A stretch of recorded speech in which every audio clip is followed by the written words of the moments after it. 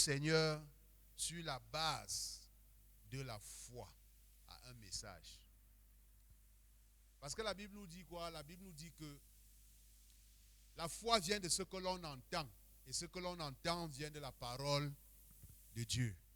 Amen. Donc la foi ne doit pas être chimérique. La foi ne doit pas être quelque chose d'imaginable. La foi doit être basée sur quelque chose.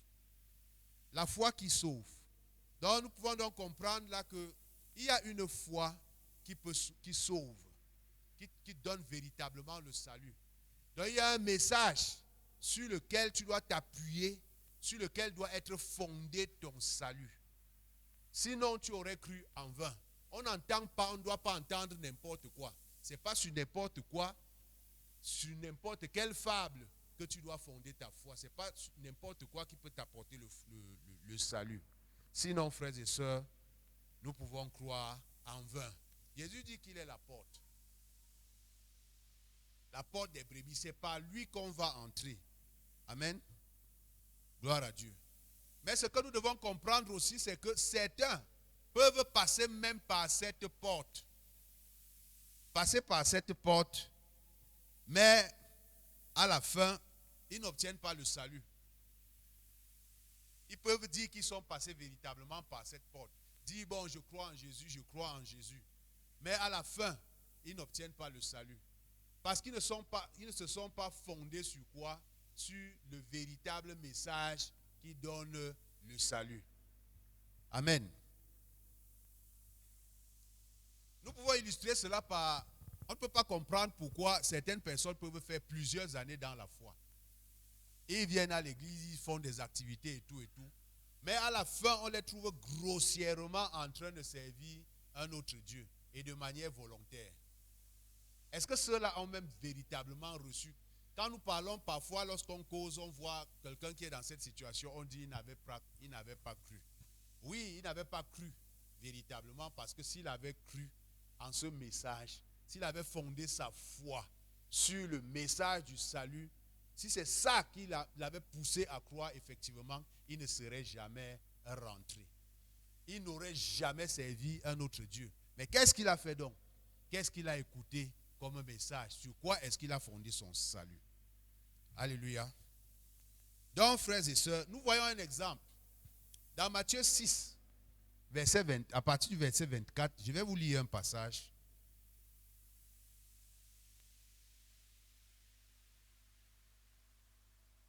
Matthieu 6, à partir du verset 24. C'était après la multiplication. Jésus avait opéré le miracle du pain. Les gens ont mangé, ils étaient rassasiés, ils étaient très contents. Alors, ça c'est à la suite. Il y a un événement qui a précédé ce que je vais lire. Je lis à partir du verset 24. Les gens de la foule, ayant vu que ni Jésus, ni ses disciples n'étaient là, montèrent eux-mêmes dans ces barques et allèrent à Capernaum à la recherche de Jésus. Et l'ayant trouvé au-delà de la mer, il lui dit, Rabbi, quand es-tu venu? Mais comme Jésus était Dieu, Jésus lisait dans les pensées, Jésus les voyait venir. Jésus leur répondit, en vérité, je vous le dis, vous ne me cherchez non parce que vous avez vu des miracles, mais parce que vous avez mangé des pains et que vous avez été rassasiés. Voilà les gens, on peut les voir. A priori, ils ont suivi Jésus. Ils ont même emprunté là-bas pour suivre Jésus sur une autre rive. Donc, ceux qui étaient sur cette rive-là, si on interprétait leur comportement, on allait dire, donc, voici des gens vraiment, voici des véritables chrétiens. Voici des gens qui cherchent Jésus. Ils sont en train de chercher Jésus. Mais comme Jésus est Dieu, Jésus, voyant leur intention, leur a dit, il a dévoilé les intentions de leur cœur. Il leur a dit, vous ne me cherchez pas parce que véritablement vous voulez le salut. Mais vous me cherchez pourquoi? Parce que vous avez mangé et que vous vous êtes rassasiés.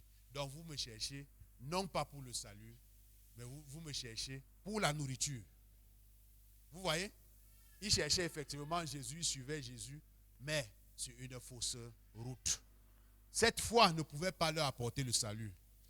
Jésus dit quoi? Travaillez non pour la nourriture qui périt, mais pour celle qui subsiste pour la vie éternelle, et que le Fils de l'homme vous donnera. Car c'est lui que le Père, que Dieu a marqué de son sceau. Il faut travailler donc. Cherchez-moi pourquoi? Pour la vie éternelle. Cherchez-moi pour la vie éternelle et non pour la nourriture qui périt. Gloire à Dieu. Voilà ce que Jésus a eu à dire à ces gens qui le suivaient. Et vous allez voir, frères et sœurs, à la suite, qu'est-ce qui s'est passé. Quand Jésus, certains sont restés, ils sont restés néanmoins. Mais quand les choses, Jésus a commencé à tomber, à entrer dans la profondeur de l'enseignement, ils ont dit, non, ici c'est dur. Ces paroles sont dures. Qu'est-ce qu'ils ont fait? Ils n'ont pas résisté.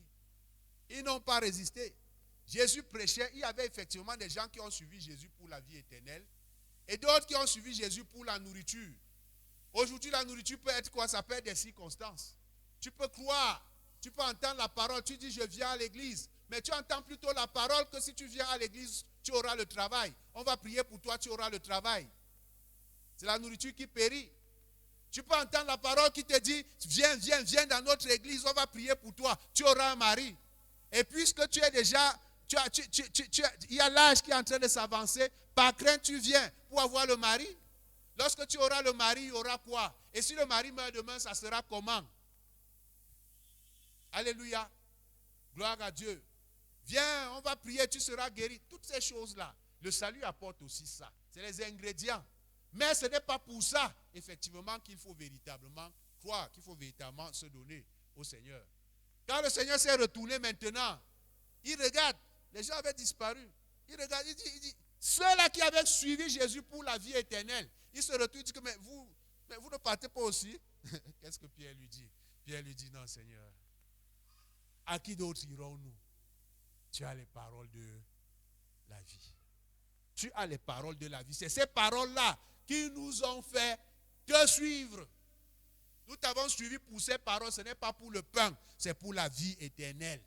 Même si le pain vient, alléluia, on te bénit. C'est d'abord pour ça. Gloire à Dieu. Jésus dit quoi? La Bible nous dit dans Jean 3, verset 16. Il faut bien comprendre la mission du Seigneur. Dieu n'a pas envoyé Jésus pour le mariage, pour ceci. Ça peut arriver. Il n'a pas envoyé Jésus pour le travail. Il n'a pas envoyé. Mais aussi, ça peut arriver. Parce que Jésus veut que nous soyons heureux.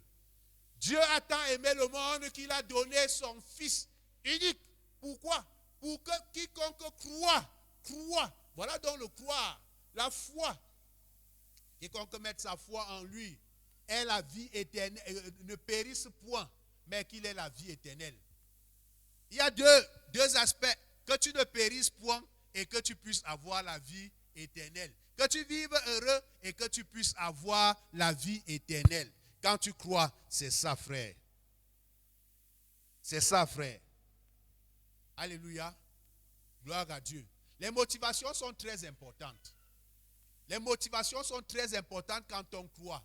Il faut fonder ta foi. Il faut expliquer. Quand quelqu'un doit croire, expliquez-lui pourquoi, de quoi Jésus le sauve et pourquoi est-ce qu'il doit être sauvé.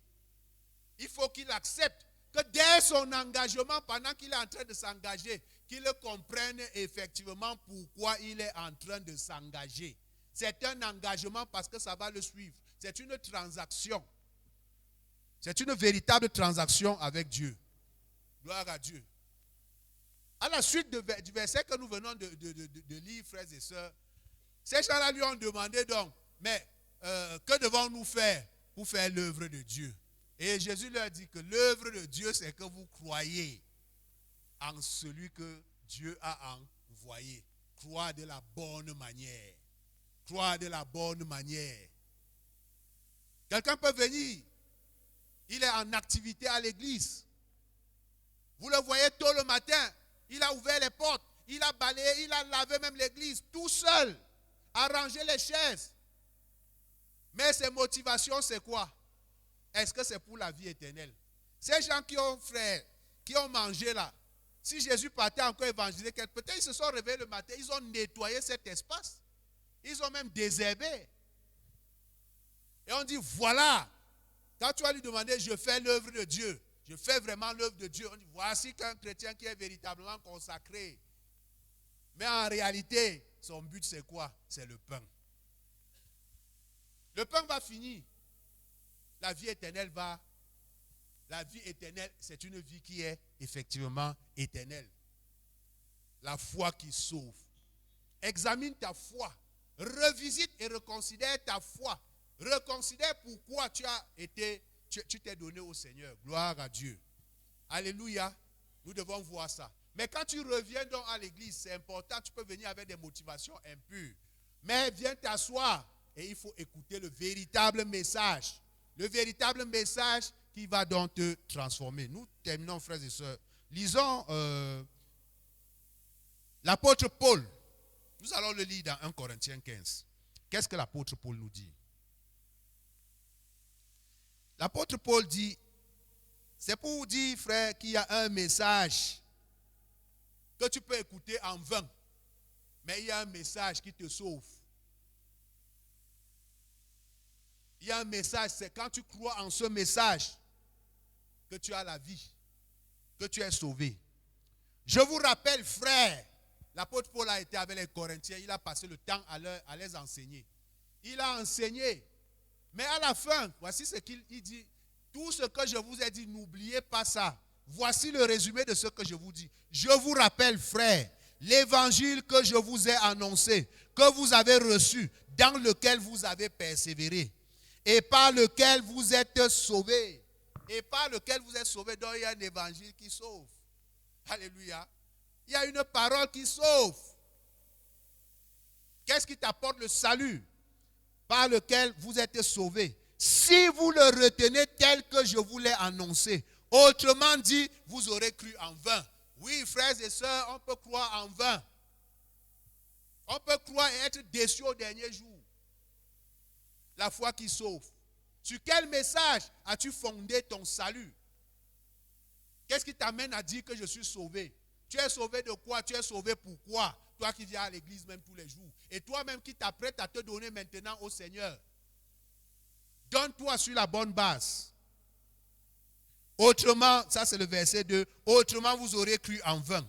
Maintenant, qu'est-ce qu'il rappelle verset 3? Je vous ai enseigné. Voici le message. Voici sur quoi tu dois fonder ta foi.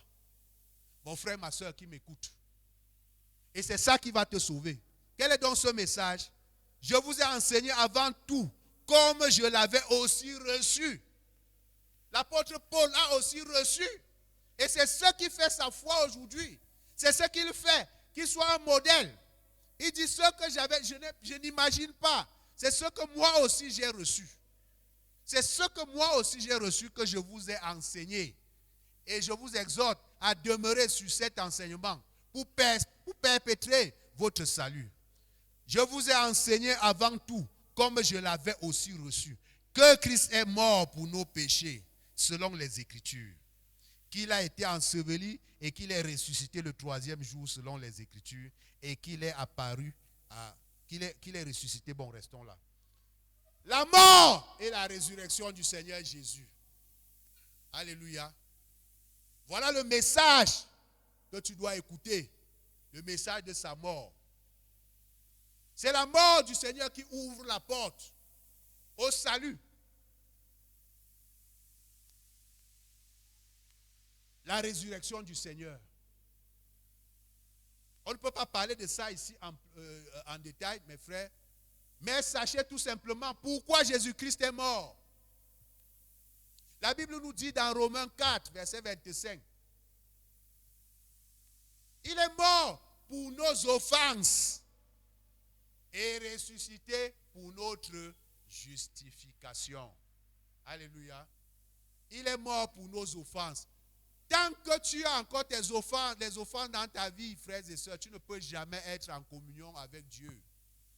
Il faut régler cette question d'offense, il faut régler cette question de péché. Et c'est la mort de Jésus qui règle ce problème. Jésus-Christ est mort pour nos offenses. Est-ce que tu crois que la mort de Jésus enlève tes péchés? Mets ta foi plutôt en ça. Crois plutôt que Jésus est mort pour tes péchés. Crois plutôt que tu obtiens le pardon par Jésus-Christ. Crois plutôt que tu es disqualifié pour être avec Dieu. Tu es disqualifié. tant que tu es dans tes péchés, il y a quelque chose, il y a quelqu'un, il y a quelque chose qui te qualifie la mort du Seigneur Jésus. Sans effusion de sang, il n'y a point de pardon de péché, mon frère, ma soeur. Ne viens pas croire aux chimères.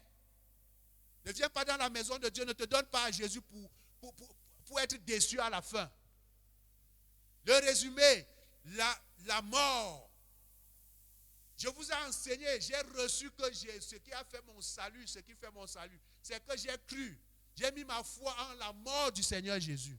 Dans cet espace, on ne peut pas entrer en détail. Oui, mais tu peux d'abord croire que Jésus est mort pour tes offenses. Accepte Jésus dans ta vie pour que tes offenses, pour que ton péché soit enlevé. Voici l'agneau de Dieu qui ôte le péché du monde. Quand il est entré dans le monde, c'est ce que Jean-Baptiste a dit. Il ôte le péché. Si le péché est encore dans ta vie, si Dieu voit le péché dans ta vie, tu ne peux pas être en communion avec lui. Tu peux venir dans la maison de Dieu sans croire, sans entendre parler de la mort de Jésus. Ou bien réciter seulement la mort de Jésus, comme si c'était une fable.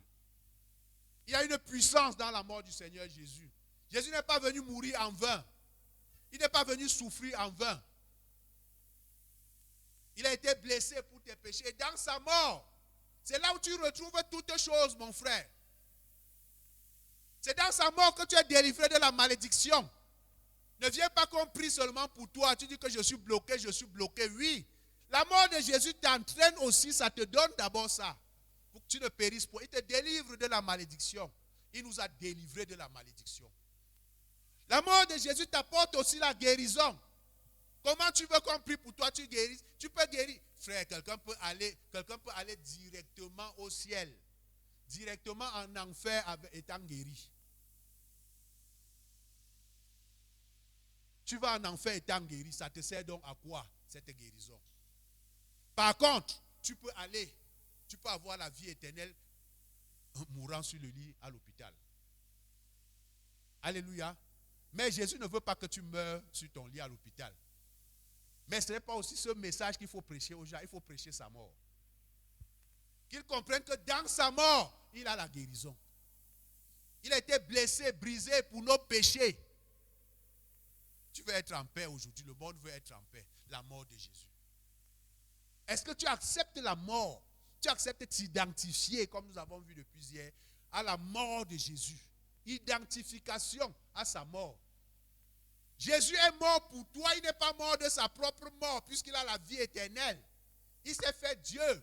Et il est venu prendre ta place. Est-ce que tu crois en ça? L'apôtre Paul a cru en ça. Et il a enseigné.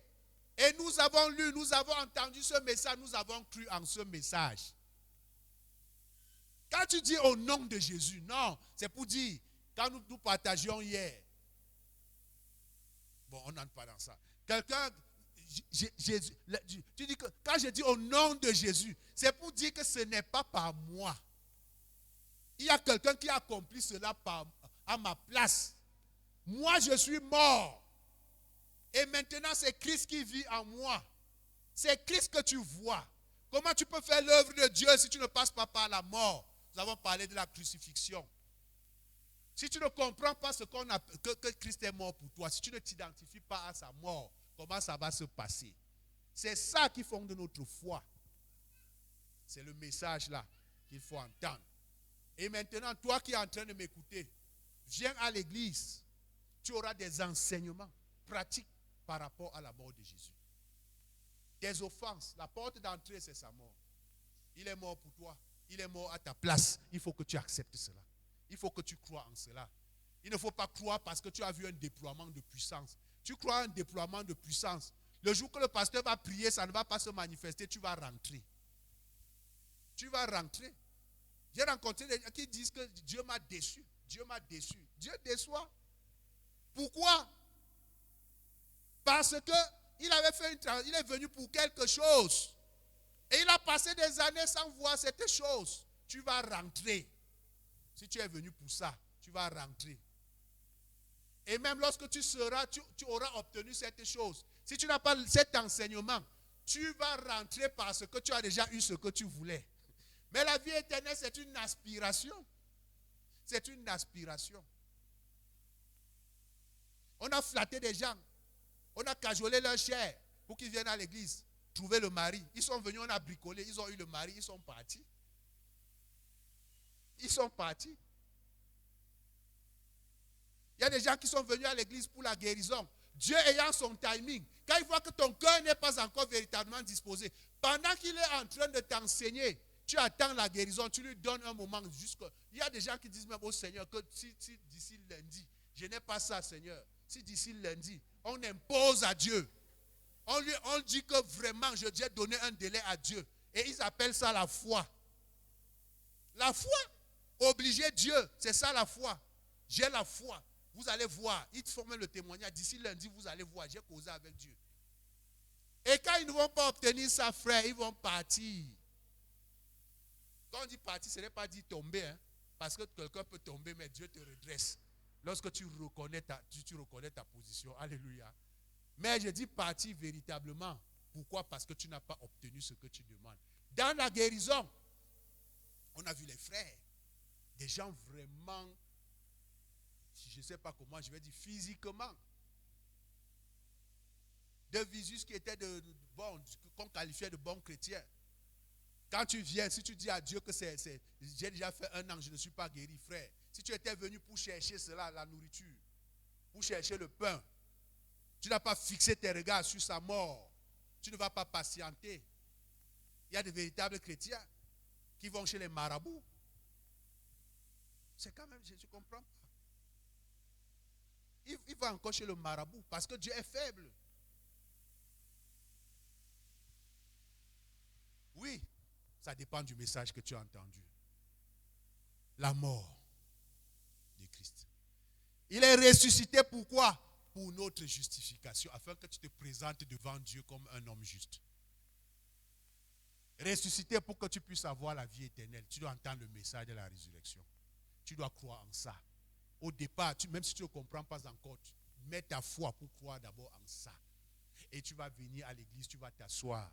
On va entrer dans les détails pour pouvoir t'enseigner. Et tu vas comprendre cela. Quand quelqu'un disait ici hier que s'il meurt, il a terminé sa mission. S'il meurt, il n'y a pas de problème. Il sait où il va.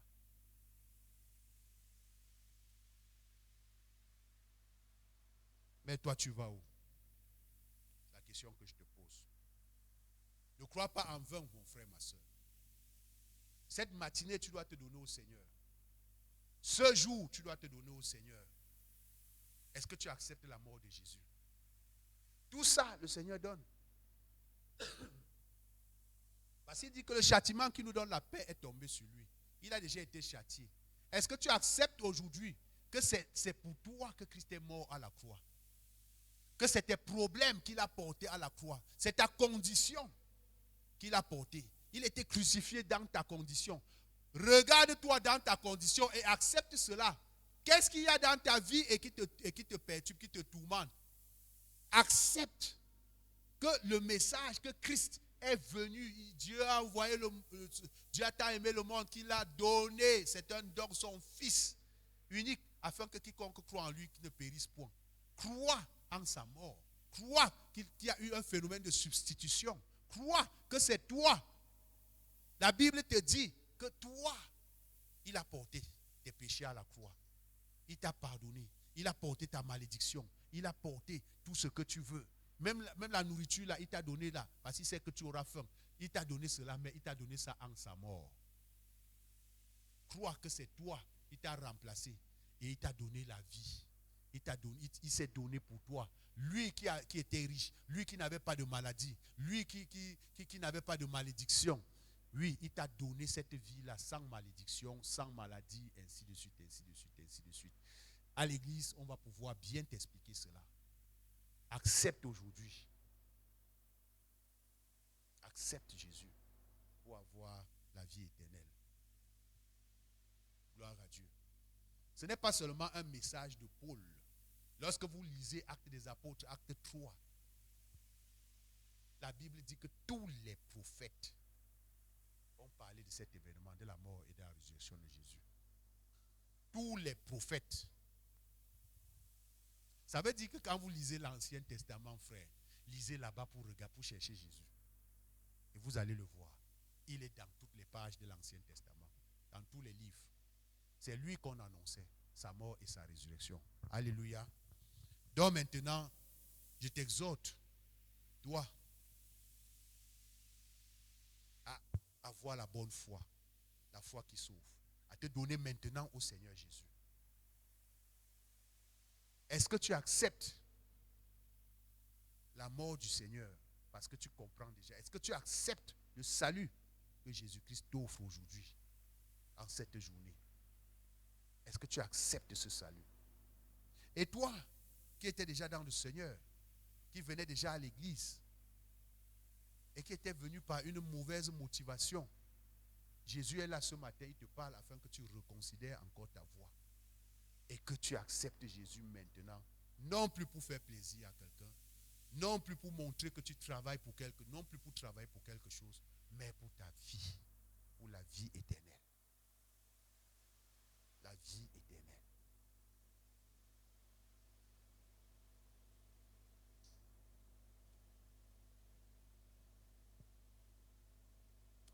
Sans effusion de sang, il n'y a point de pardon de péché. Si Christ, tu n'acceptes pas la mort de Christ, tu ne seras pas pardonné. Est-ce que tu acceptes que Jésus-Christ est mort pour toi, pour te pardonner? Reconnais ta misère devant le Seigneur. Reconnais que tu ne marches pas selon ce qu'il te demande. Reconnais que tu es loin de lui. Reconnais que tu vis encore dans le péché. Mais aujourd'hui, il te tend, dis-lui que j'accepte ta mort. J'accepte ta mort, Seigneur, dans ma vie. Et toi, le croyant, accepte la mort de Jésus. Que sa mort se manifeste afin que nous soyons encore davantage brisés. Nous allons prier. Si tu acceptes maintenant d'être sauvé, tu vas prier après moi. Seigneur Jésus, je te rends grâce pour ta mort. Aujourd'hui, tu as ouvert mes yeux et je veux me donner sincèrement à toi. Je veux être sauvé. Tu dis que la foi vient de ce que l'on entend et ce que l'on entend vient de ta parole. Je viens d'écouter ta parole. Je viens te demander la grâce d'effacer toutes mes offenses en cette matinée. Je reconnais que tu es mort pour moi et je veux m'identifier aussi à cette mort aujourd'hui éternelle. J'accepte ta mort, j'accepte les manifestations de ta mort dans ma vie, principalement le pardon d'abord. Pardonne-moi, Seigneur, tous mes péchés. Et c'est quand tu es venu dans le monde, tu m'as pardonné. Mais aujourd'hui, j'élève encore la voix pour te demander, Seigneur, que la manifestation de ce pardon soit réelle dans ma vie. Aide-moi, aide-moi, aide-moi, Seigneur. Je crois en ta mort. Je crois en ta résurrection. Tu es ressuscité pour ma justification. Oui, Seigneur, je veux la vie éternelle. Je veux vivre éternellement. Aide-moi. Je t'accepte aujourd'hui dans ma vie comme mon Seigneur, comme mon Sauveur, comme mon Maître. Merci, Seigneur Jésus. Merci, Seigneur Jésus. Amen. Amen. Tel que je suis, Seigneur, j'ai besoin de toi pour changer ma vie. Tel que je suis perdu. Ma vie n'a plus de saveur. Tel que je suis, je n'en peux plus. Viens transformer ma tristesse en joie. Tu es mon Père, mon Seigneur et mon Dieu.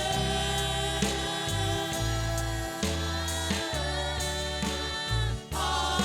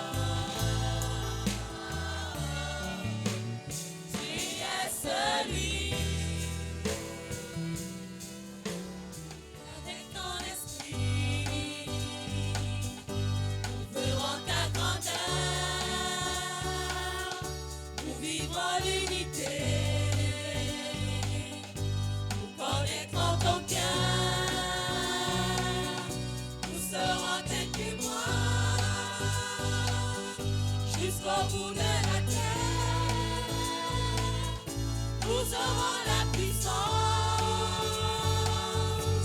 pour vaincre la chair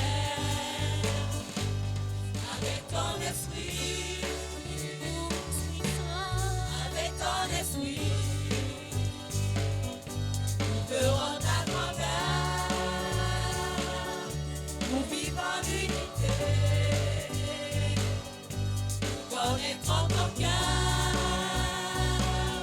nous serons des témoins jusqu'au bout de la terre. Nous aurons la puissance pour vaincre la chair avec ton esprit. Tu as dit que tu donnes vraiment ton esprit. Tu as dit de demander, alors nous voici. Tu as dit que tu donnes vraiment ton esprit. Tu as dit de demander, alors nous voici. Avec ton esprit, nous verrons ta grandeur, nous vivons en unité, nous connaîtrons ton cœur, nous serons des témoins jusqu'au bout de la terre. Nous aurons la puissance pour vaincre la chair avec ton esprit. Tu as dit que tu donnes vraiment ton esprit. Tu as dit de demander, alors nous voici. Tu as dit que tu donnes vraiment ton esprit. Tu as dit de demander, alors nous voici. Tu as dit que tu donnes vraiment ton esprit. Tu as dit de demander, alors nous voici. Avec ton esprit, nous ferons ta grandeur, nous vivrons en unité, nous connaîtrons ton cœur, nous serons tes témoins jusqu'au bout de la terre. Nous aurons la puissance pour vaincre la chair avec ton esprit. Voilà toi Jésus, c'est parce que tu es ressuscité que je peux me tenir ici, devant ton peuple. Seigneur, merci. Je peux me tenir devant toi parce que tu es ressuscité. Seigneur, ton esprit peut s'exprimer au travers de moi parce que tu es ressuscité. Seigneur, nous pouvons t'adorer par l'esprit parce que tu es ressuscité. À toi la gloire, Seigneur. À toi l'honneur, à toi la puissance, Seigneur. Nous sommes ici assemblés en ton nom, Seigneur, parce que tu es ressuscité. Nous t'adorons, nous te célébrons. Merci, Seigneur. Amen. La Bible nous dit, dans 1 Corinthiens 15, verset 14, « Et si le Christ n'est pas ressuscité, notre prédication n'a plus de contenu. Et votre foi est sans objet. » Si le Christ n'est pas ressuscité, notre prédication n'a pas de contenu. C'est parce qu'il est ressuscité que nous sommes là. C'est parce qu'il est ressuscité que notre prédication a un contenu.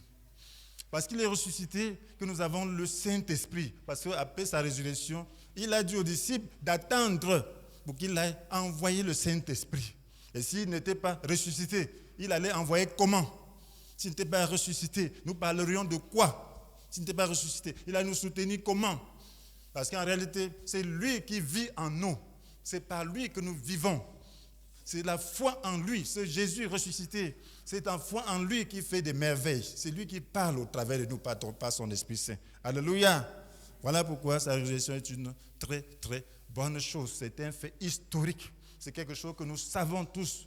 Même le monde le sait. Le monde est en train de fêter sa résurrection, même sans croire en lui. Alors cela parle de la grandeur de Dieu, de la puissance de Dieu. Que le Seigneur soit béni. Seigneur, merci Seigneur pour ta résurrection. Je suis là à cause de ta résurrection. Je suis là parce que tu es vivant en moi. C'est pour cela que je prie, Seigneur, que tu t'exprimes ce matin. Seigneur, pour parler à ton peuple, pour manifester ta grandeur et ton autorité. Au nom puissant de Jésus, j'ai prié. Alléluia. Frères et sœurs, nous donnons juste un résumé de ce que nous avons passé la journée d'hier à discuter. Amen. Donc, juste un résumé. Nous avons parlé de l'autorité spirituelle du croyant. L'autorité spirituelle du croyant. Alors, l'autorité spirituelle du croyant est importante parce que Jésus veut qu'on fasse les choses comme lui l'a fait. Jésus, en partant, a dit qu'il allait nous laisser dans le monde pour pouvoir continuer son œuvre. Donc, il devait se manifester au travers de nous. Donc, et pour cette raison, le croyant doit savoir donc qu'il est là de la part du Seigneur et qu'il est là pour manifester les œuvres de Jésus. Amen. Donc voilà pourquoi c'est important de comprendre quelle est l'autorité sur laquelle tu te tiens pour faire la volonté de Dieu. Et comme on le disait tantôt, la foi repose sur les faits, la foi repose sur la parole de Dieu. Tu ne peux pas reposer la foi sur n'importe quoi. Tu reposes la foi sur quelque chose d'authentique, sur la parole de Dieu, sur la vérité biblique. Sinon, elle n'a pas d'effet. Sinon, elle est vaine. Donc, notre autorité repose sur ce que Jésus a fait à la croix. Et la Bible nous parle du principe de l'autorité. Lorsque Dieu créa l'homme, alors il a voulu qu'il puisse le représenter sur la terre. La Bible nous dit dans Genèse chapitre 1, verset 26, il a dit, créons l'homme, faisons l'homme à notre ressemblance, à notre image, ceux qui nous ressemblent, pour qu'il domine sur les poissons de la mer, sur les oiseaux du ciel, sur les bestiaux, sur toute la terre, sur les reptiles et les insectes. Amen. Pour qu'il domine. Amen. Donc Dieu a fait l'homme à son image. Il a fait les hommes à son image pour qu'il domine. Ça veut dire manifester l'autorité. L'autorité domine. Dieu domine. Dieu le Père de la création. Donc il domine dans toute sa création. Mais il a créé la terre. Il a voulu que l'homme puisse dominer. Lui, il domine en haut et l'homme domine en bas, mais sous son autorité. Donc, l'homme devait être le moyen par lequel Dieu allait dominer sur la terre. Il devait dominer sur le reste de la création. Voilà pourquoi il a fait nommer les animaux par l'homme. Pour dire aux animaux que voilà votre maître. Alléluia. Voilà votre patron. Alléluia. Vous devez lui obéir. L'autorité, c'est quoi? L'autorité, c'est le droit légal d'exercer le pouvoir. Amen. Donc le droit légal, c'est comme l'autorité du président de la République. Après le vote présidentiel, tout ça, alors on lui donne le pouvoir. Celui qui gagne, on lui donne le pouvoir. Donc il a le droit légal de pouvoir exercer le pouvoir qui lui est donné. Amen. Le pouvoir, c'est quoi? La capacité de se faire obéir. Donc le président de la République a la capacité de se faire obéir, la capacité militaire, policière, tout. Tout ça, c'est le pouvoir. Hein? Il donne un décret, tu n'obéis pas, il peut te contraindre à obéir cela. Amen. C'est ça l'autorité. Lorsque tu as l'autorité, ça veut dire que tu as le droit légal de pouvoir exercer le pouvoir. Amen. Et notre autorité, comme elle est spirituelle, donc nous avons le droit légal d'exercer le pouvoir du Seigneur sur la terre. Amen. Mais ça, c'était la condition d'Adam et Ève. Dieu lui a donné ce pouvoir, donné cette autorité. Mais qu'est-ce qu'il fallait faire? Il fallait rester attaché à Dieu. Il fallait rester uni à Dieu pour que cette autorité fonctionne. Tant que l'homme ne restait pas attaché à Dieu, l'autorité ne pouvait pas fonctionner. Mais tant qu'il restait attaché à Dieu, l'autorité fonctionnait. Il avait exactement l'autorité de Dieu sur la terre parce que Dieu l'a créé à son image. Il devait rester l'image de Dieu pour manifester cette autorité sur la terre. Mais s'il perdait cette image, l'autorité ne devait plus reconnaître. Alléluia. Les animaux ne pouvaient plus reconnaître. Les subalternes ne devaient plus reconnaître. Amen. Ils ne devaient plus reconnaître que c'est Dieu. Et pour garder l'image, Dieu lui a donné un seul commandement dans Genèse chapitre 2, verset 17. De ne pas manger du fruit de l'arbre du choix entre le bien et le mal. Que si le jour où il va manger cela, il mourra. Donc la relation allait se briser. Donc il exerçait l'autorité simplement en restant en relation avec Dieu, en restant en communion avec Dieu. Dieu avait mis en lui sa propre nature. Il avait insufflé en lui son esprit. Et c'est par cet esprit qu'il exerçait l'autorité sur la terre. C'est cet esprit qui lui conférait l'image de Dieu. Ayant brisé le commandement, ayant désobéi, l'Esprit de Dieu l'a quitté. Et il ne pouvait plus gouverner, il n'avait plus d'autorité. Nous le voyons. Nous sommes descendants d'Adam, non? Naturellement, nous n'avons plus d'autorité sur la terre. Les virus sur lesquels l'homme avait l'autorité sont maintenant des rebelles. Ils causent même la mort des hommes. Les animaux sauvages causent la mort des hommes. Alors que c'est l'homme qui les a nommés. L'homme avait l'autorité, l'homme pouvait commissionner le lion, commissionner l'éléphant, commissionner la panthère, commissionner tous ces animaux qui sont méchants aujourd'hui. Le caïman, vous pouvez le commissionner. Mais aujourd'hui, le caïman mange l'homme. Parce que l'homme a perdu cette autorité. L'autorité fonctionnait simplement par la présence de Dieu. Voilà pourquoi la Bible nous dit dans Romains chapitre 3, verset 23, que l'homme a péché et a été privé de la glorieuse présence de Dieu. Amen. L'homme a péché et il a été privé de la glorieuse présence de Dieu. Alléluia. Et parce qu'il a péché, donc il a été déchu de la glorieuse présence de Dieu, il n'avait plus donc d'autorité. Il n'a plus d'autorité. N'ayant plus d'autorité, alors il ne pouvait plus faire la volonté de Dieu. Il a perdu son autorité. Voilà dans quel état nous sommes nés. Nous sommes nés en tant que descendants d'Adam qui a perdu l'image de Dieu. Et dans ces conditions, Dieu n'est pas content.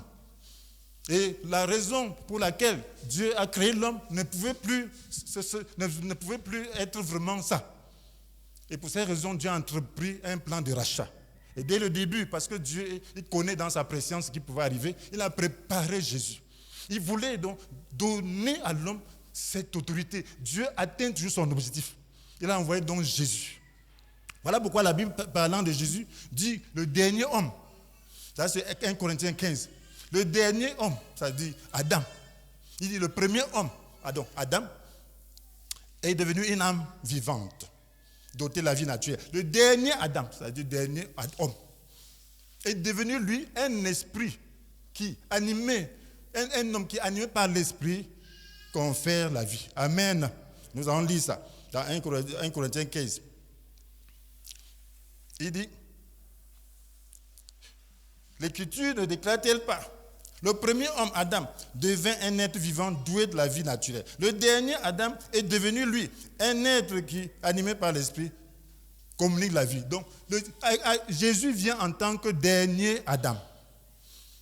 Amen. Vous avez besoin de comprendre.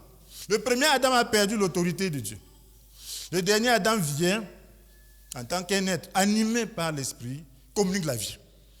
Alors nous avons besoin de naître de cet homme pour pouvoir avoir l'autorité de Dieu. Nous avons besoin de naître du dernier Adam pour pouvoir avoir l'autorité de Dieu. Parce qu'aujourd'hui, le monde est en train de célébrer sa résurrection.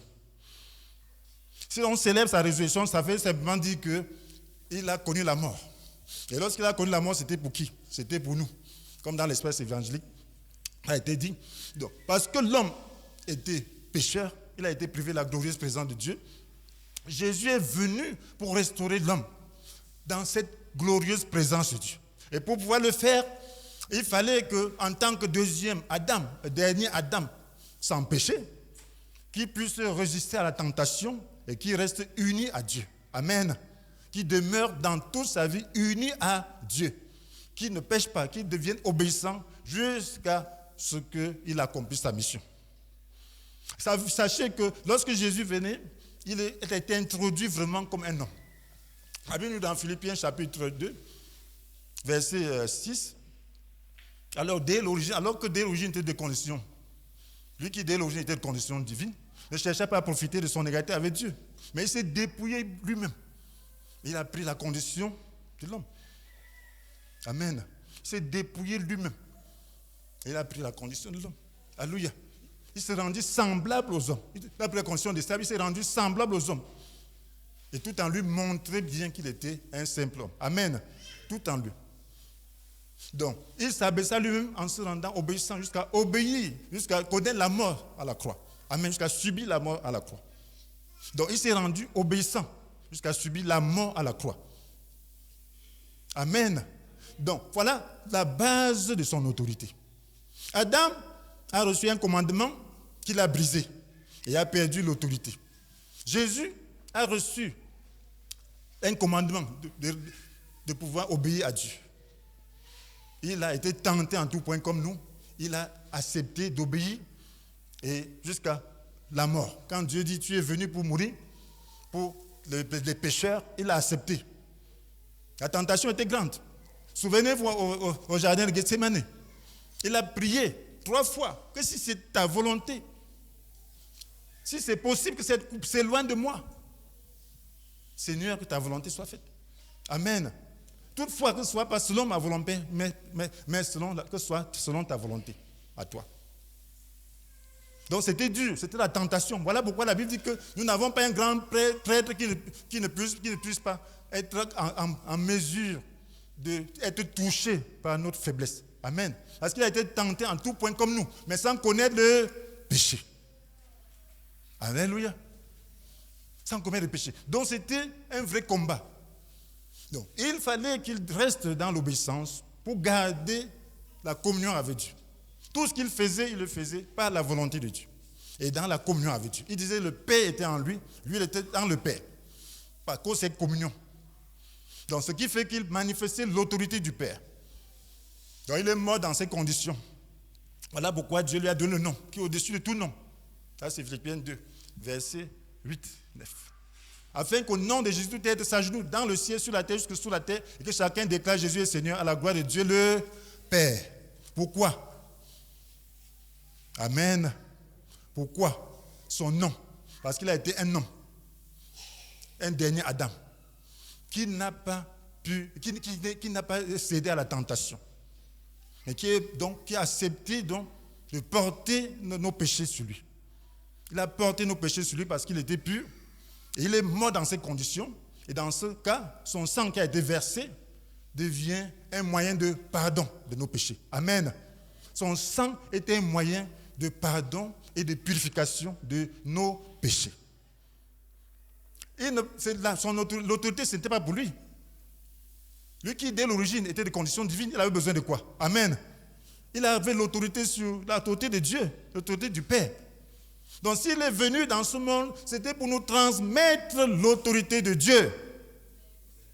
Et pour transmettre l'autorité de Dieu, il fallait qu'il subisse ces conditions-là. Voilà pourquoi il nous donne le nom. Donc tous ceux-là qui naissent maintenant en Jésus ont l'autorité de Jésus s'ils restent unis à lui.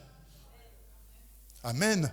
De même qu'il avait l'autorité du Père en restant unis au Père, de même aussi, tous ceux qui croient en lui peuvent manifester l'autorité de Jésus en restant attachés à lui. Mais faut-il naître en lui? Amen. Il faut naître de nouveau. Nous sommes nés d'Adam, il faut naître de Christ. Alléluia. Voilà pourquoi on l'appelle homme. Donc on est né d'Adam. Maintenant, il faut qu'on naisse de Christ. Et cette naissance est spirituelle. C'est croire. Il faut croire en lui. Il faut croire en lui. À ceux qui l'ont reçu, il leur donne le pouvoir de devenir enfants de Dieu. Il faut le recevoir dans son cœur. C'est ce que nous dit Jean 1, verset 12, n'est-ce pas? Tous ceux qui l'ont reçu et qui croient en son nom, il leur donne le pouvoir de devenir enfants de Dieu. Donc, si tu deviens enfant de Dieu, alors tu auras l'autorité de Dieu. Et c'est la raison pour laquelle la Bible dit dans Romains chapitre 8, verset 17, que nous sommes héritiers de Dieu, co-héritiers avec Christ. Amen. Co-héritiers de Christ. Amen. Donc, nous avons le même héritage que Christ. Nous avons la même autorité que Christ lorsqu'il était sur la terre en tant qu'enfant de Dieu. Et c'est la raison pour laquelle il est venu. Il est venu nous transmettre l'autorité de Christ, de Dieu. Amen. Voilà le fait. Est-ce que le fait n'est pas réel? Alléluia. Est-ce que ce n'est pas vrai? Est-ce que le monde ne se lève pas? Jésus n'est pas mort à la croix. Est-ce qu'il n'est pas ressuscité? Il est ressuscité. Est-ce que ce n'est pas possible de croire en lui? C'est possible de croire en lui. Et la Bible dit que si quelqu'un est en Christ, amen, il est une nouvelle créature. Ce qui est passé a disparu. Voici ce qui est nouveau est déjà là. Amen. Alléluia. Donc, ce qui est passé, ta naissance d'Adam a disparu. Avec tous ses démons, ça a disparu. Avec toute sa faiblesse, ça a disparu. Maintenant, ce qui est nouveau est déjà là. Ça veut dire l'autorité en Christ. La vie en Christ. C'est ça le plus important. Voilà pourquoi Jésus a dit dans Jean chapitre 14, verset 12, que celui qui croit en lui fera lui aussi les œuvres qu'il a accomplies. Il en fera même de plus grandes parce que lui, il allait au Père. Amen. Il allait au Père pour nous transmettre, pour que cette autorité soit maintenant opérationnelle. Amen. Il devait nous donner les moyens de cette autorité en envoyant le Saint-Esprit. C'est bien compris. Amen. Maintenant, est-ce que tu sais que tu as l'autorité de Dieu? Si tu crois. Alléluia. Maintenant, il faut le recevoir. Amen. Il faut recevoir cette autorité. Si tu deviens enfant de Dieu, sache que tu as l'autorité de Dieu. Potentiellement l'autorité de Dieu. Maintenant, il faut que tu puisses la manifester. Il faut que tu puisses la recevoir. Comment est-ce qu'on la reçoit? Comment Jésus a-t-il reçu l'autorité du Père? Amen. Alléluia. Hébreux 10, verset 5 nous dit, on dit en venant dans le monde, qu'est-ce qu'il a dit? Tu n'as voulu ni sacrifice ni offrande. Tu n'as pris ni plaisir aux holocaustes, aux offrandes pour le péché. Amen. Et il dit que tu m'as formé un corps. Amen. Alléluia. J'ai dit, voici, je viens. Voici, je viens. Alléluia. Dans le livre, il est question de moi. Pour faire, oh Dieu, ta volonté. Donc, il n'a pas voulu le sacrifice d'animaux, les holocaustes qu'on offrait et qu'on faisait brûler entièrement. Dieu a dit, tout ça, ce n'est pas perpétuel. C'est juste pour couvrir le péché. Ça ne peut pas établir une relation vivante avec moi. Tout ça, ça permet que vous puissiez avoir ma grâce jusqu'à un certain niveau. Mais pour entrer dans le lieu très saint de ma présence, ce n'est pas possible. Parce que c'est cette présence qui manifeste l'autorité de Dieu. L'homme a été privé de la glorieuse présence de Dieu. Parce que c'est ça qui faisait son autorité. L'homme a perdu l'image de Dieu. Et c'est ça qui faisait son autorité. En perdant l'image de Dieu, en quittant la présence de Dieu, il a perdu l'autorité que Dieu lui a donnée. Maintenant, cette autorité n'est restaurée qu'en étant restaurée dans la présence de Dieu et qu'en ayant l'image de Dieu. Amen. Dieu a créé l'homme à son image. Et tant que l'homme avait cette image, il avait l'autorité de Dieu. Le monde savait, lorsque l'homme voyait, un animal voyait l'homme, il voyait l'image de Dieu. Il se soumettait. Là, il a perdu cette image. Les animaux ne voyaient plus l'image et commençaient maintenant à attaquer l'homme. Amen. La nature s'est rébellée. Amen. Et parce qu'il n'y a plus l'image de Dieu. Maintenant, Jésus vient avec l'image de Dieu. Voilà pourquoi la Bible dit que c'est l'image de Dieu invisible. Amen. Le dernier homme, c'est l'image de Dieu invisible. Le premier homme était l'image de Dieu invisible. Il devait manifester Dieu sur la terre. Il a manqué à cela. Mais le dernier homme l'a fait. Voilà pourquoi il pouvait parler au vent, il pouvait parler aux vagues, il pouvait parler aux situations. Ce n'est pas ça l'autorité. Amen. Vous pouvez dire au pain, multipliez-vous. Amen. Vous pouvez dire à l'argent, venez ici. Amen. C'est ça l'autorité. C'est ça l'autorité. Dans son besoin. Voilà cette autorité. Il avait l'autorité sur la nature. Vous pouvez parler à la maladie. Vous pouvez parler aux démoniaques. Vous pouvez parler aux esprits. Lorsque l'esprit le voyait, il se sentait menacé. Amen. Pourquoi? Parce qu'il avait la puissance de Dieu. Donc il nous transmet la même puissance si nous recevons. Donc voilà, il a reçu son autorité en offrant son corps, en s'offrant lui-même à Dieu comme l'Holocauste. Et il nous demande de faire de même pour avoir son autorité. Amen. Non, c'est le principe. C'est le principe. Il dit que si quelqu'un veut le suivre, qu'il renonce à lui-même, qu'il se charge chaque jour de sa croix et qu'il le suive. Donc, si tu veux le suivre, si tu veux avoir son autorité, tu dois le suivre. Là où il sera, là aussi sera son serviteur. Il est allé à la croix, toi aussi, tu dois aller à la croix. Il est mort, toi aussi, tu dois mourir. Il est ressuscité, toi aussi, tu dois ressusciter. Amen.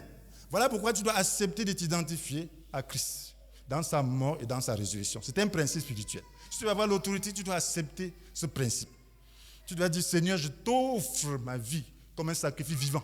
Et c'est la raison pour laquelle la Bible nous exhorte dans Romains chapitre 12, verset 1. Amen. Et 2. Amen.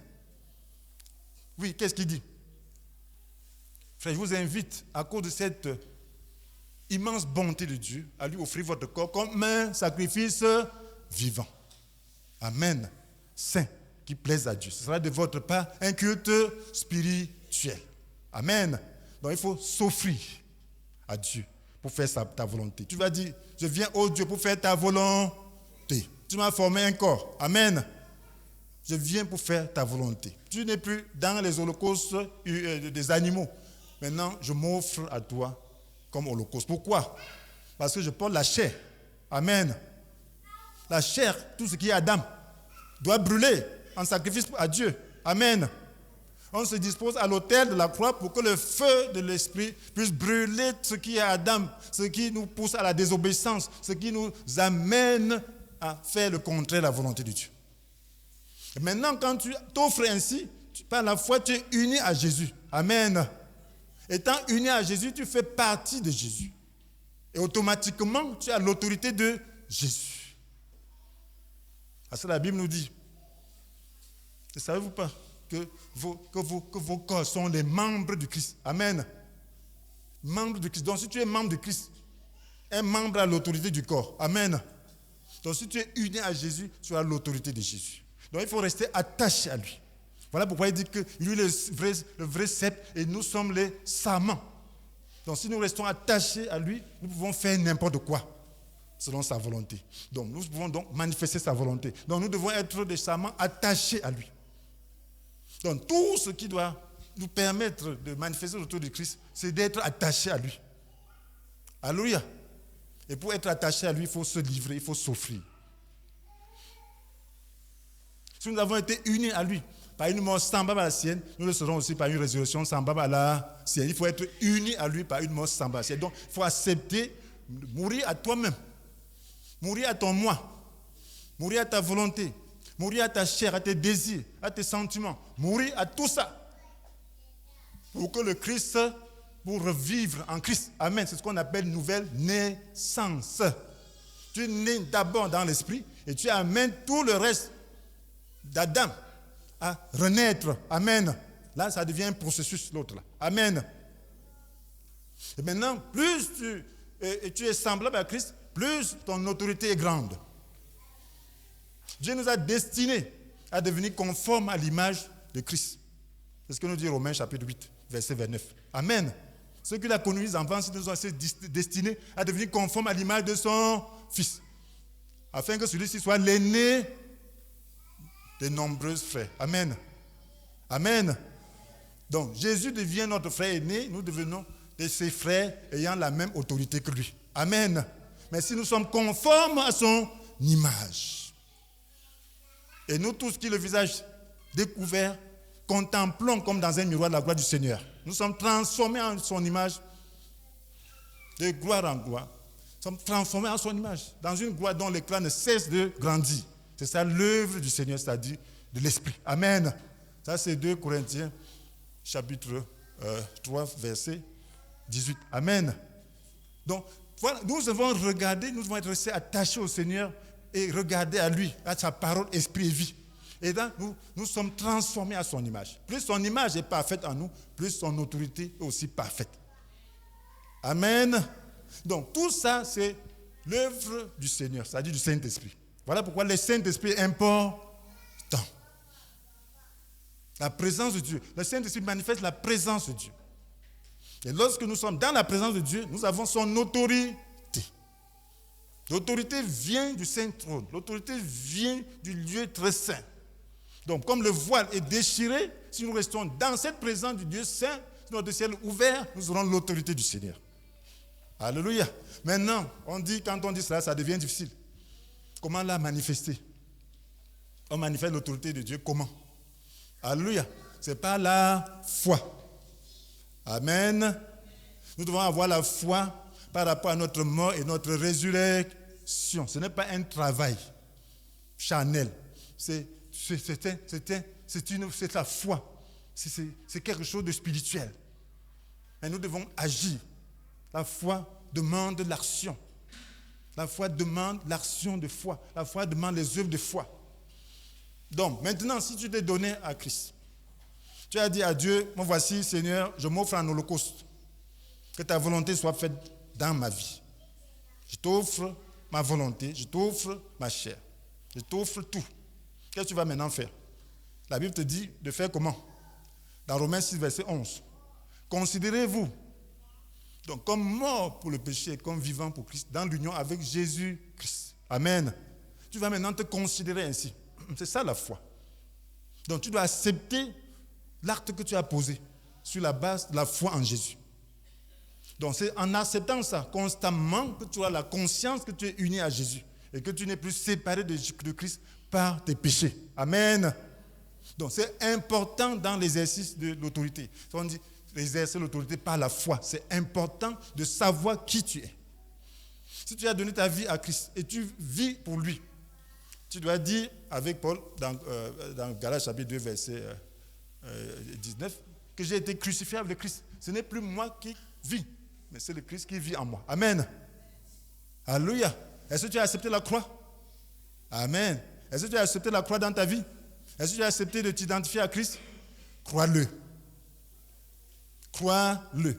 Ce n'est pas voir. On ne te dit pas de sentir. On te dit de croire. Amen. Quel que soit ce que tu ressens, c'est question de volonté. Tu dis, j'ai donné ma vie à Christ. Je ne reprends plus. Je le crois. Je le déclare. Amen. Parce que sans la foi, il est impossible d'être agréable à Dieu. Tu as beau vouloir sentir, tu vas sentir le contraire à la minute qui suit. Parce que Satan est manipulateur de sentiments. Le chrétien ne vit pas dans le sentiment. Parce que les sentiments peuvent être manipulés. Si même les humains manipulent les sentiments, combien de fois le diable? Alléluia. Quelqu'un vient vers toi en souriant. Là. Hey, il a un problème.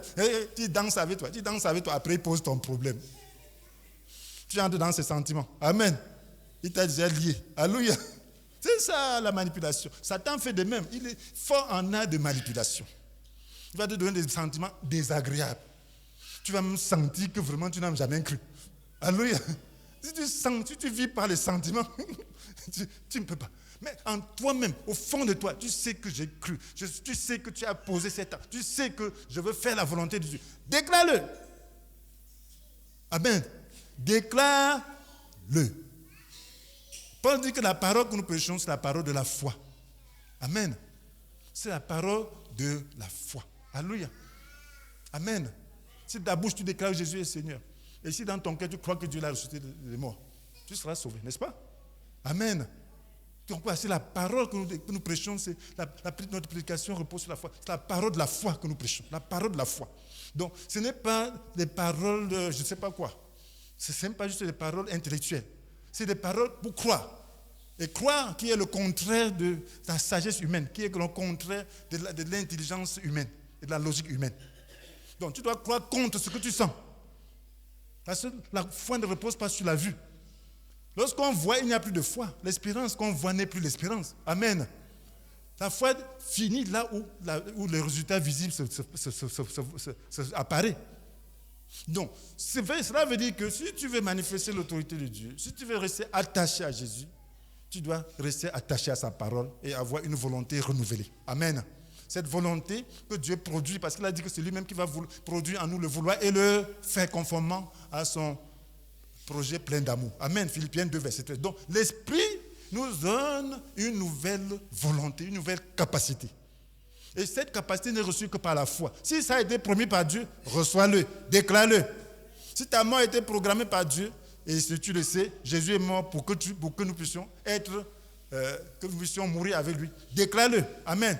Voilà pourquoi la Bible dit, considérez-vous comme mort pour le péché et comme vivant pour Dieu dans l'union avec Jésus-Christ.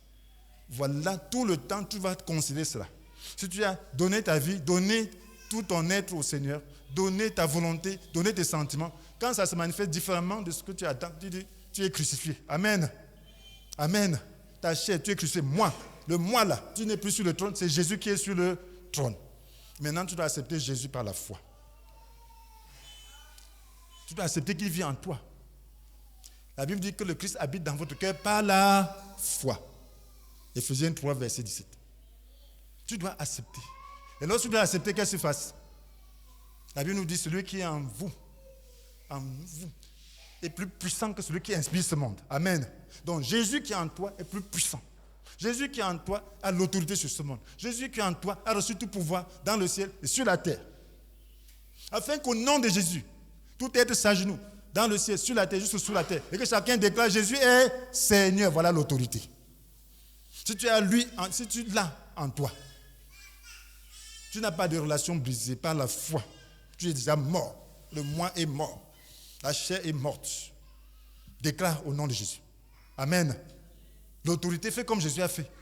Voilà pourquoi il a dit dans Marc chapitre 11, verset 23, que si quelqu'un dit, il dit vraiment, je vous l'assure, si quelqu'un dit à cette colline, soulève-toi de là et jette-toi dans la mer, sans douter dans son cœur, mais en croyant que ce qu'il dit va se réaliser, la chose s'accomplira pour lui. Amen. C'est ça l'autorité. Tu demandes à la montagne. La montagne, c'est quoi? C'est tout ce qui se tient devant ta vie. Et tu ne vois pas de solution. Ça peut être le montagne de péché. Comment? Ça peut être le montagne de problèmes. Une montagne financière. Une montagne conjoncturelle. Une montagne matérielle. Amen. Et tu sais que la volonté de Dieu, c'est autre chose. Commande à ces montagnes d'aller se jeter dans la mer. Alléluia. Ça peut être une montagne de complot, de sorcellerie. Ça peut être une montagne de quoi que ce soit. Tu commandes. Amen. À partir du moment où tu connais la volonté de Dieu, commande. Sans douter. En croyant. Vous voyez que dans le doute. Ne commande pas à commencer à sentir le sentiment que l'autre jour j'ai fait comme ça. Non. Tu crois. Si tu as ce sentiment, déclare que je suis mort. Amen. Alléluia. Je suis mort. Je suis plus celui-là. Amen. Je suis déjà mort. Je suis mort. Et si tu as confessé tes péchés, la Bible dit que si nous reconnaissons nos péchés, il est fidèle et juste. Par conséquent, il nous purifie nos péchés, il nous pardonne nos péchés, il nous purifie de tout le mal que nous avons fait. Amen. Donc, le sang est là pour purifier. Un chrétien qui a uni à Jésus ne pêche plus volontairement. On a vu tout à l'heure. Tu ne dois pas t'arracher du cep. Amen. Donc, tu dois rester attaché au cep en gardant la sanctification. Mais s'il est arrivé que tu es tombé, sans vraiment le savoir, tu es arrivé que tu es tombé, tu as été détourné, reviens de tout ton cœur à ton Seigneur, il va te pardonner. Amen. Et crois à ce pardon et prends des mesures pour ne plus faire la même chose. Alléluia. Et donc que ta conscience soit lavée complètement par son sang. Quand la repentance est réelle, aussi, le pardon aussi réel. Amen. Oui, quand tu te repens réellement, le sang de Jésus te purifie. Et tu n'auras même plus conscience de ton péché. Alléluia. À moins que tu ne sois pas vraiment repenti. Parce que quand tu viens devant Dieu, que Seigneur, pardonne-moi. Mais si tu as l'intention de répéter ça, tu ne pourras pas être purifié par son sang, parce que lui connaît ton cœur. Mais si dans ton cœur, tu es sincère, tu dis Seigneur, je ne veux plus, alors il va te pardonner. Amen. Tu n'auras plus la conscience de ton péché. Donc, voyez, frères et sœurs, voilà le résumé de notre retraite spirituelle. Donc, tu vas apprendre à manifester l'autorité de Dieu. Tu sais ce que c'est que la puissance de Dieu. Nous avons vu ça la fois passée, la dernière retraite. Donc, tu dois savoir que tu as accès à la puissance de Dieu. Tu as accès à toute sa grande puissance, oui, qu'il a mise en œuvre en notre faveur. Donc, l'autorité se fait respecter quand il y a contestation. Donc, normalement, tu dois parler aux situations, parler aux choses. Si il y a contestation, tu fais appel à la puissance de Dieu pour détruire toute forme de contestation. Amen. Tu dois soumettre notre combat n'est pas contre les êtres de chair et de sang, mais contre les puissances, contre les autorités, contre les pouvoirs de ce monde des ténèbres, contre les esprits du mal dans le monde céleste, c'est ce que nous dit Éphésiens 6, verset 12. Amen. Donc tu as les moyens de cela. Tu as son feu, tu as sa tempête, tu as son séisme spirituel pour détruire les forces. Nous renversons les faux raisonnements. Les armes avec lesquelles nous combattons ne sont pas seulement humaines, elles tiennent le puissant de Dieu qui les rend capables de renverser les forteresses. Amen. Nous renversons les faux raisonnements et tout ce qui se tient prétentieusement contre la connaissance de Dieu. Amen. Nous faisons prisonnières toute pensée pour les amener à obéir à Christ. Amen. Donc, c'est ça les armes. C'est ça l'autorité. Alléluia.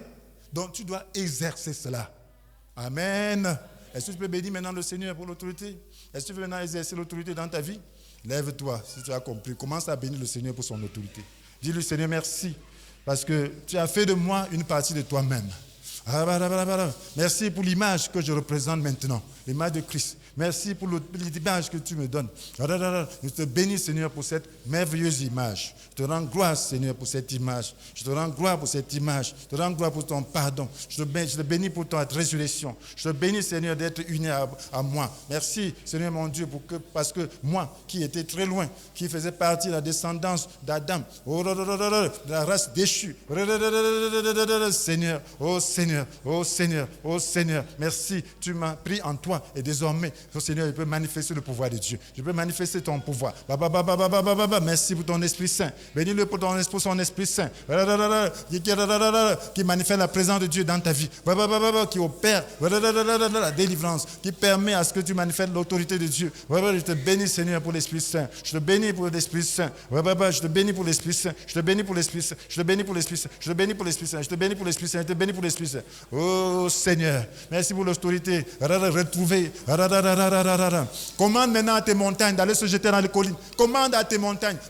Commande à tes montagnes d'aller se jeter dans les collines. Au nom de Jésus. Commande aux montagnes de ma vie d'aller se jeter dans la mer. D'aller se jeter dans la mer.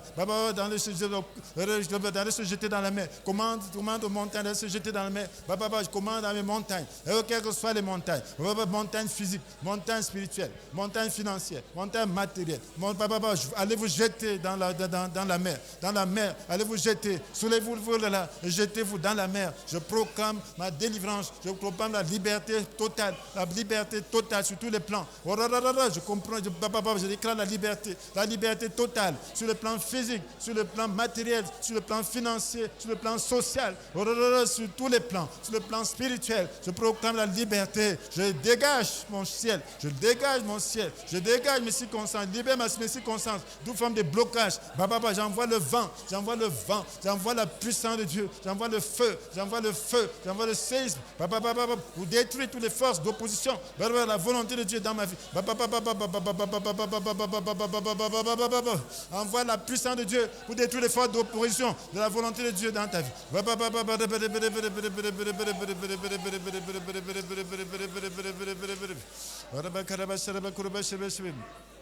Commande à la montagne qui se tient dans ta vie, le péché qui est comme une montagne, une habitude qui est comme une montagne. Commande à cette habitude d'aller se jeter dans la mer. Je commande maintenant à toute montagne de ma vie, toute montagne de mon caractère, toute montagne, allez vous jeter dans la mer. Allez vous jeter. Je proclame la liberté.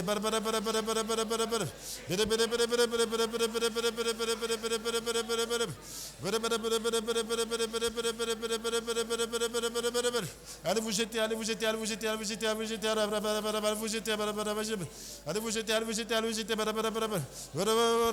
Déclare que tu es mort et ta vie est cachée avec le Christ en Dieu. Déclare que tu es mort et ta vie est cachée avec le Christ en Dieu. Je déclare que je suis mort, ma vie est cachée avec le Christ en Dieu. Déclare que je suis mort, ma vie est cachée avec le Christ en Dieu. Je suis mort, ma vie est cachée avec le Christ en Dieu. Ma vie est cachée avec le Christ en Dieu.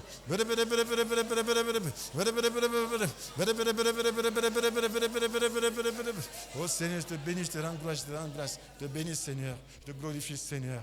Alléluia, alléluia. Bénis le Seigneur pour l'œuvre qu'il a accomplie. Bénis-le. Dis-lui, Seigneur, je t'aime, Seigneur. Merci, Seigneur. Merci, Seigneur. Merci, Seigneur. Oh, de m'avoir pris en toi, de m'avoir caché en toi.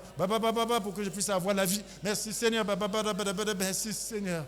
Merci, Seigneur. Merci, Seigneur. Merci, Seigneur. Merci, Seigneur. Merci Seigneur pour ton amour. Merci Seigneur pour ta bonté. Merci Seigneur pour ta fidélité. À toi la gloire, à toi l'honneur, à toi la puissance. Oh Seigneur, à toi la gloire. Oui, il est ainsi fait pour que la gloire revienne à Jésus. Amen. Oui, si quelqu'un veut éprouver la fierté, il place la fierté dans le Seigneur. Amen.